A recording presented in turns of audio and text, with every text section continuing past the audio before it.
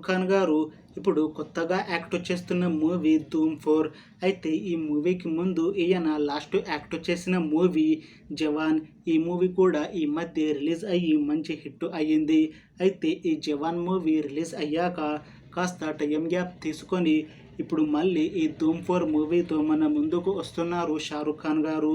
చూడాలి ఈ మూవీతో కూడా షారుఖ్ ఖాన్ గారికి ఇంకొక మంచి హిట్ మూవీ వస్తుందా లేదా అనేది మనం ఈ ధూమ్ 4 మూవీ రిలీజ్ అయ్యాక చూడాలి. ధూమ్ 4 మూవీని డైరెక్ట్ చేస్తుంది యష్ రాజ్ ఫిలిమ్స్. ఇంకా ఈ మూవీలో మెయిన్ లీడ్ యాక్టర్స్గా యాక్ట్ చేస్తుంది షారుఖ్ ఖాన్, దీపికా పదుకొనే, ఇంకా చాలామంది యాక్టర్లు ఉన్నారు. అయితే ఈ మూవీలో హీరోయిన్గా యాక్ట్ చేస్తున్నారు దీపికా పదుకొనే గారు. అయితే దీపికా పదుకొనే గారు ఈ మూవీకి ముందు లాస్ట్ యాక్ట్ చేసిన మూవీ కల్కి. ఈ కల్కి మూవీ ఈ మధ్య రిలీజ్ అయ్యి చాలా పెద్ద హిట్ అయ్యింది. అయితే ఈ కల్కి మూవీ రిలీజ్ తర్వాత కాస్త టైం గ్యాప్ తీసుకొని ఇప్పుడు మళ్ళీ ఈ ధూమ్ 4 మూవీలో నటిస్తున్నారు దీపికా పదుకొనే గారు.